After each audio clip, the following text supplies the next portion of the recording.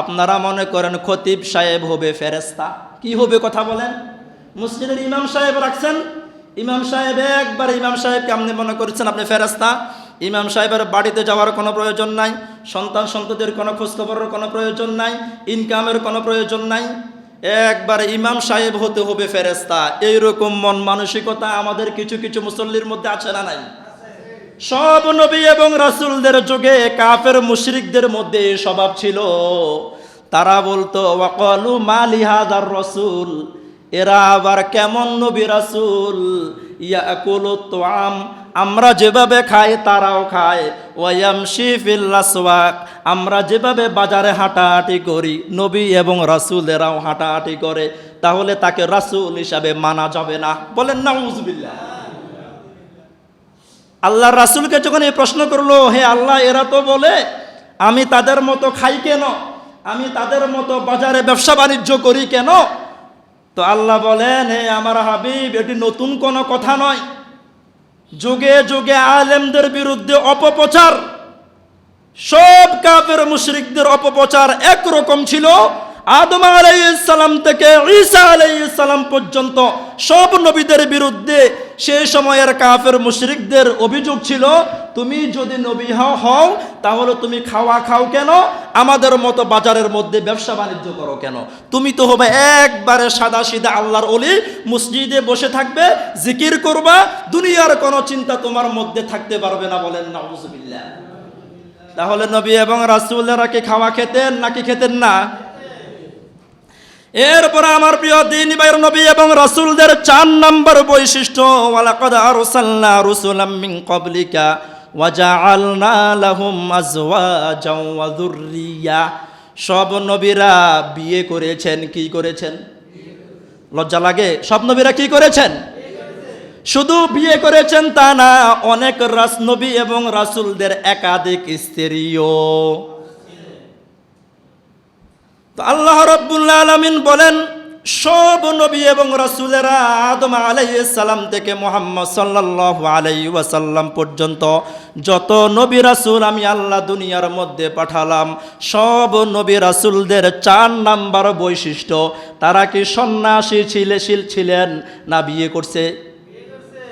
তাহলে কোন বুজুর্গ যদি বিয়ে না করে নিজেকে অনেক বড় আল্লাহওয়ালা দাবি করে, বিয়ে করলে আমি ইবাদত করতে পারবো না, ছেলে সন্তান হলে আমি ইবাদত করতে পারবো না, সেজন্য কেউ যদি বিয়ে না করে মনে হয় যেন তার বাপটা এমন রাসূলের চেয়ে সে বড় আল্লাহওয়ালা। বিষয়টা কি এমন? নবী এবং রাসূলদের চেয়ে আল্লাহওয়ালা হওয়ার কি কোনো সুযোগ আছে?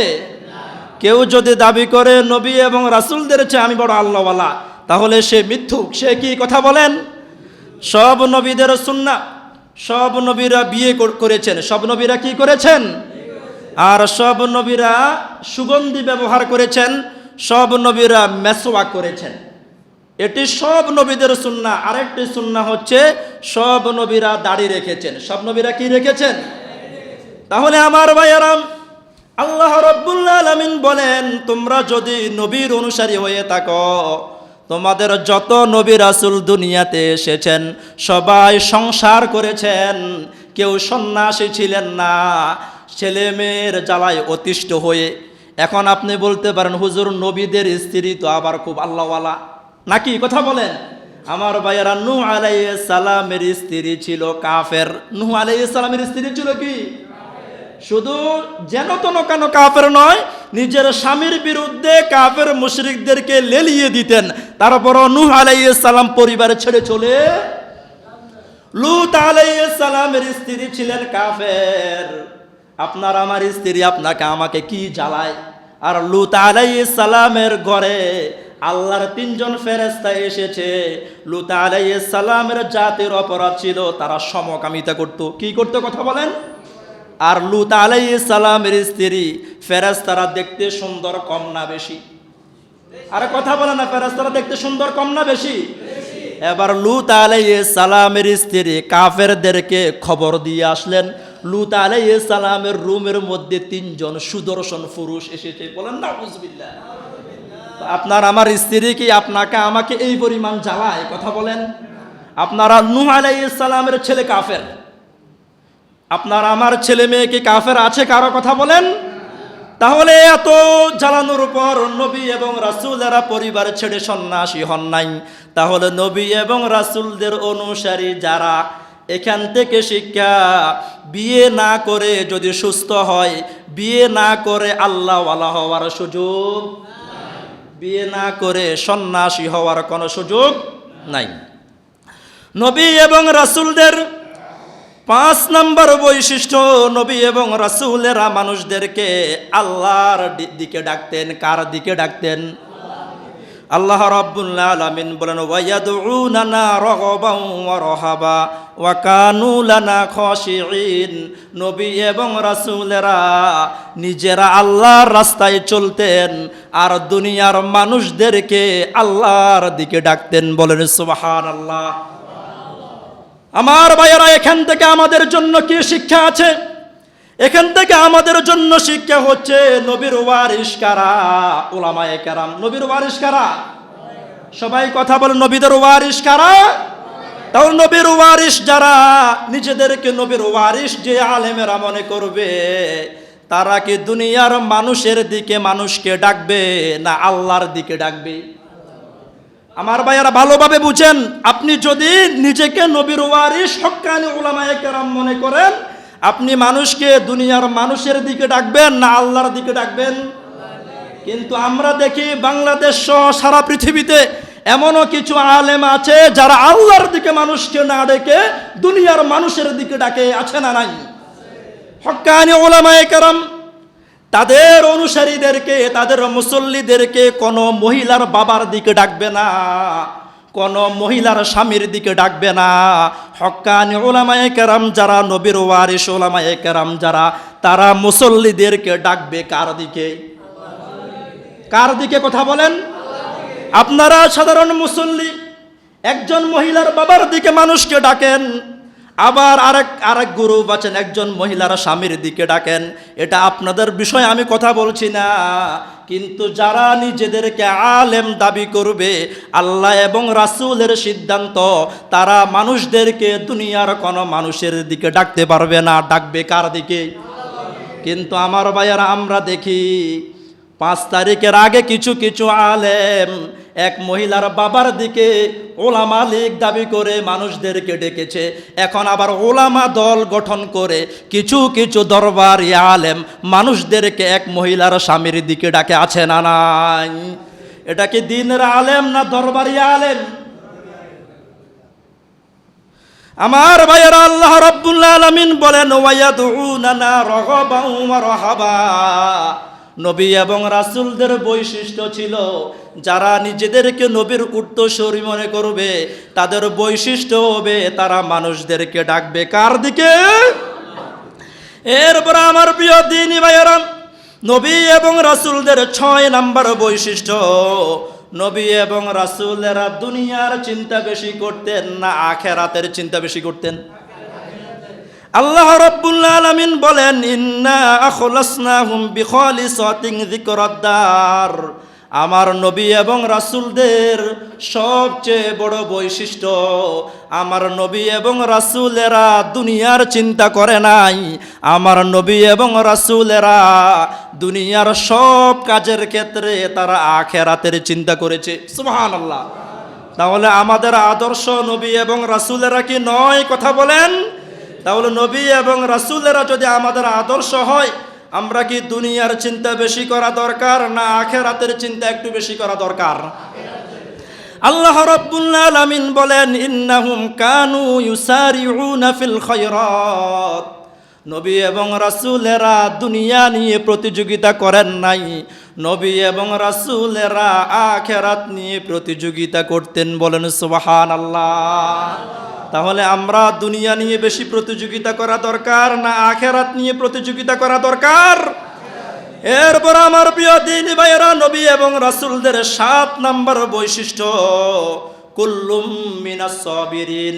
সব নবী এবং রাসূলেরা ছিলেন ধৈর্যশীল। সব নবী এবং রাসূলেরা ছিলেন কি?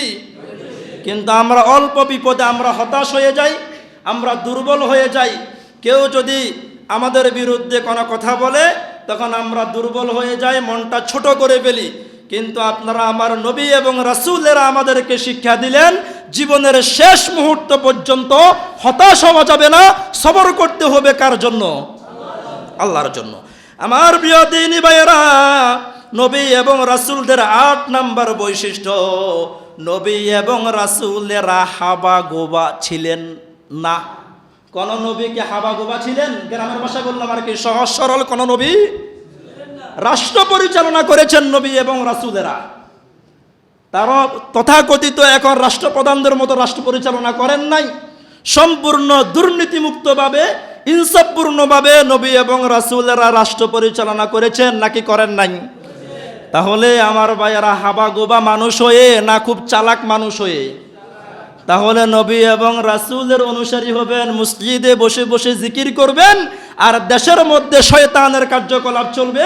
আপনি এই মসজিদের খতিব, এই মসজিদের সমাজের মধ্যে ইসলাম বিরোধী কার্যক্রম পরিচালিত হবে, আর আপনি হুজুর মসজিদে বসে বসে সুবহানাল্লাহ আলহামদুলিল্লাহর জিকির করবেন। আল্লাহ রাব্বুল আলামিন বলেন, ফাতাবিরু ইয়া উলিল আবসার, চোখ বন্ধ করে করে হালকা করার কোনো সুযোগ নাই। দুনিয়ার মধ্যে ইসলাম বিরোধী কার্যক্রম চলবে, তুমি হুজুর ফাতাবিরু ইয়া উলিল আবসার, তুমি চোখ খুলে খুলে দেখো সমাজের মধ্যে কি কি অপরাধ হচ্ছে। আমার নবীরা চোখ খুলে খুলে দেখেছেন, দেখে দেখে মানুষদেরকে কিভাবে সমাজ ঠিক করা যায়, মানুষদেরকে কিভাবে সংশোধন করা যায়, সেই আলোকে মসজিদের মধ্যে কথা বলেছেন। বলেন সুবহানাল্লাহ। কিন্তু আজ আমরা অনেক হুজুর তো এমনও আছে, সভাপতি সেক্রেটারি যদি ফোন দেয় 5 মিনিট কথা বললে 20 বার ভাই জি এরকম বলার মতো কিছু হুজুরও আছে না নাই? লিয়াজু মেইনটেইন করে। আপনাকে আল্লাহ রাব্বুল আলামিন কুরআন এবং হাদিসের ইলম দান করে আল্লাহ রাব্বুল আলামিন মসজিদের মেহরাবের মধ্যে আল্লাহ দাঁড় করালেন। এখানে আপনাকে কারো মুহতাজ হওয়ার জন্য, কারো গোলামি করার জন্য নয়, সমাজের মধ্যে অন্যায় হবে, অন্যায় দেখে চুপ করে বসে থাকার জন্য আল্লাহ আপনাকে দায়িত্ব দেন নাই। কুরআন এবং সুন্নাহর আলোকে সমাজ থেকে কিভাবে অন্যায় অবিচার দূর করা যায়, দেশ থেকে কিভাবে অন্যায় অবিচার দূর করা যায়, সেজন্য আল্লাহ আপনাকে এই চেয়ারে বসালেন। ঠিক কিনা কথা বলেন? নবী এবং রাসূলদের আরেকটি বৈশিষ্ট্য হচ্ছে, নবী এবং রাসূলেরা কোনো অবস্থায় আল্লাহর সাথে শিরিক করেন নাই। শিরিক এত মারাত্মক অপরাধ। আল্লাহ রাব্বুল আলামিন বলেন, ওয়ালাউ আশরাকু লাহাবিতা আনহুম মা কানু ইয়ামালুন। আমার নবী এবং রাসূলেরা যদি কোনো কারণে, যেহেতু নবী এবং রাসূলদেরকে সরাসরি আমি আল্লাহ কন্ট্রোল করি, এরপরেও যদি আমার কোনো নবী অথবা রাসূল যদি কোনো কারণে কথার মাধ্যমে যদি আল্লাহর সাথে শিরিক করত, আমি আল্লাহ আমার নবীর সব আমলগুলো আমি আল্লাহ ধ্বংস করে দিতাম। নাউজুবিল্লাহ। নবী এবং রাসূলদের আরেকটি বৈশিষ্ট্য, মানুষদেরকে যে ওয়াজ করতেন নিজে সর্বপ্রথম তা আমল করতেন। এখন আমাদের দেশে এমনও কিছু হুজুর আছে, মানুষদেরকে ওয়াজ করে, নিজের খবর নাই। প্রশ্ন করলে ওয়াজ কি আমি নিজের লাই করছি না ওয়াজ করছি মানুষের লাই? গ্রামের ভাষায় আর কি। ওয়াজ হুজুর নিজের জন্য করে নাই, ওয়াজ করছে কার জন্য? কথা বলেন। মানুষের জন্য ওয়াজ করছে। কিন্তু আল্লাহ রাব্বুল আলামিন বলেন, ওয়ামা উরিদু আন নুখালিফাকুম ইলা মা আনহাকুম আনহু ইন উরিদু ইল্লাল ইসলাহা মাস্তাতু। আবার সূরা সফের মধ্যে আল্লাহ রাব্বুল আলামিন বলেন, ইয়া আইয়ুহাল্লাযীনা আমানু লিমা তাকুলুনা মা লা তাফআলুন। হে মানুষেরা, হে ঈমানদারেরা, এমন ওয়াজ তোমরা কেন করো, এমন কথা তোমরা কেন বলো যে কাজটা তুমি নিজেই করো না? তাহলে ওয়াজ আগে আপনাদের জন্য না আগে ওয়াজ আমার জন্য? কথা বলেন। আপনাদের জন্য যে কথাগুলো বলি সর্বপ্রথম আমল করা কার জন্য ফরজ? আমার জন্য ফরজ।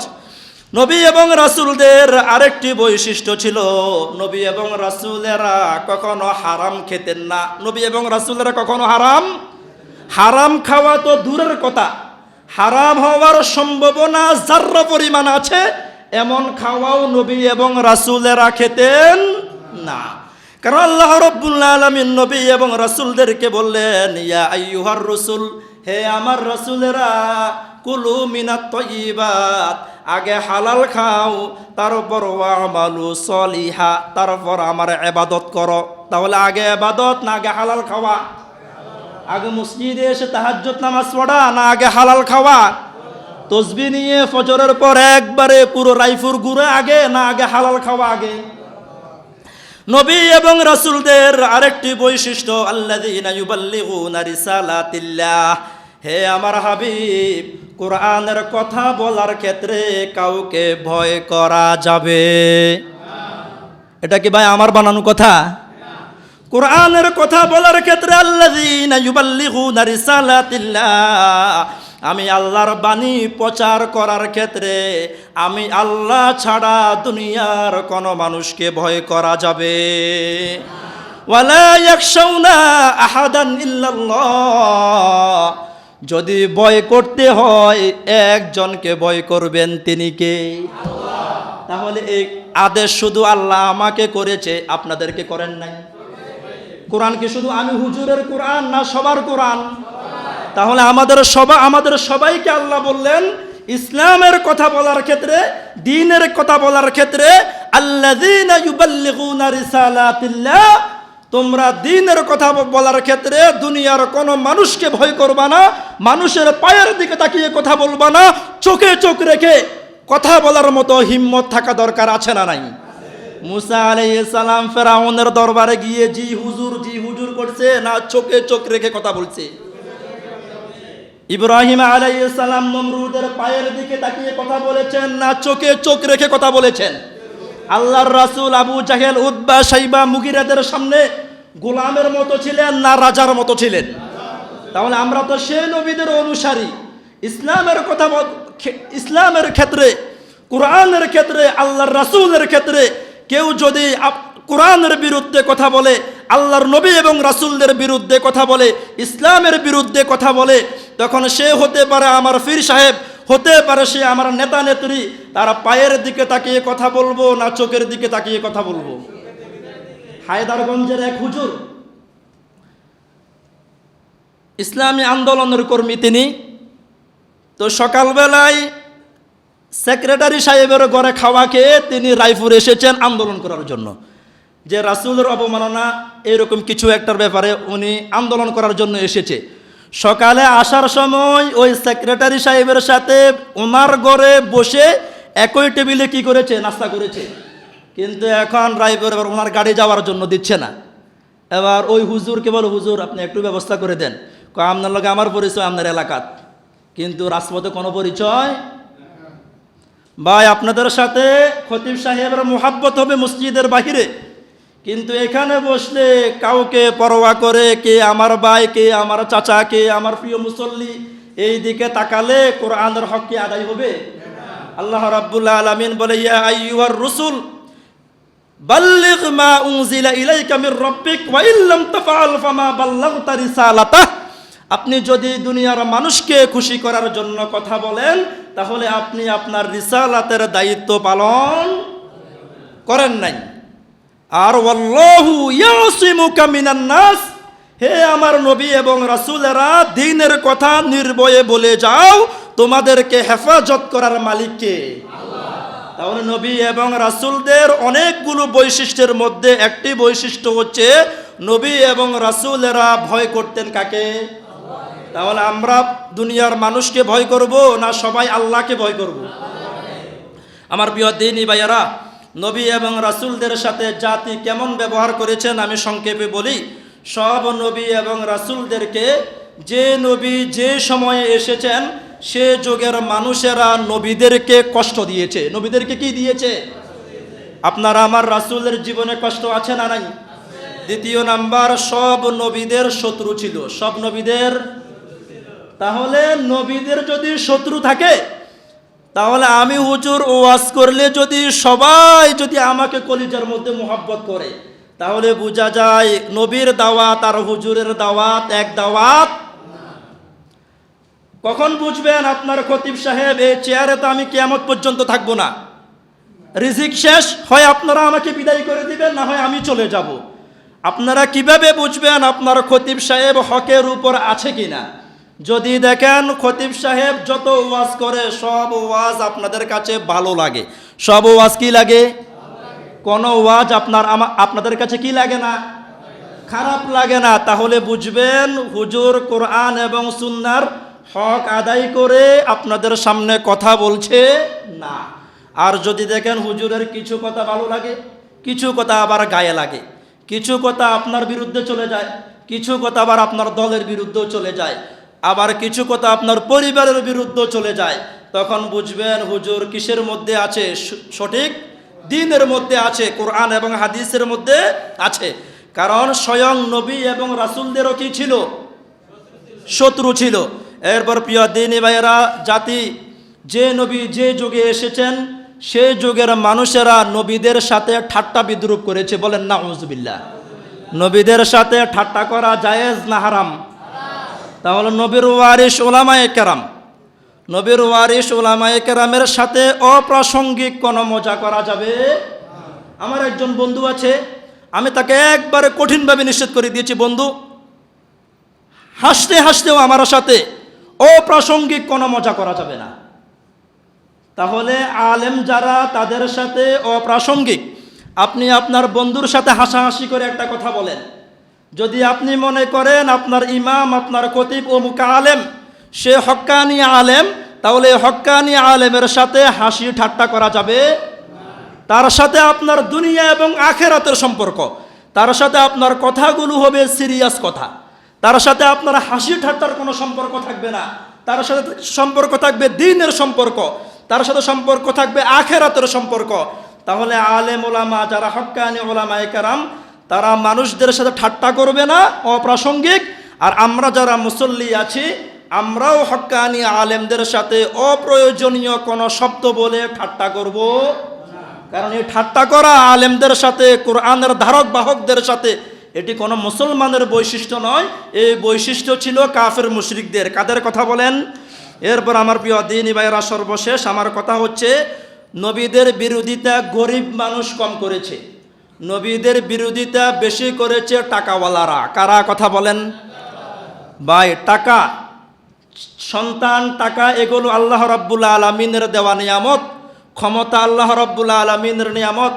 18 নম্বর পারা 2য় পৃষ্ঠায় আল্লাহ রাব্বুল আলামিন বলেছেন নবীদের বিরোধিতা করেছেন এক টাকাওয়ালা, দ্বিতীয় হচ্ছে ক্ষমতাওয়ালারা। তাহলে দুনিয়ার সামান্য ক্ষমতা পেয়ে, সামান্য টাকা পেয়ে কোনো অবস্থায় আল্লাহর দ্বীনের সাথে নবী এবং রাসূলের তরিকার বাহিরে নতুন কোনো তরিকাকে সমর্থন করে নবী এবং রাসূলকে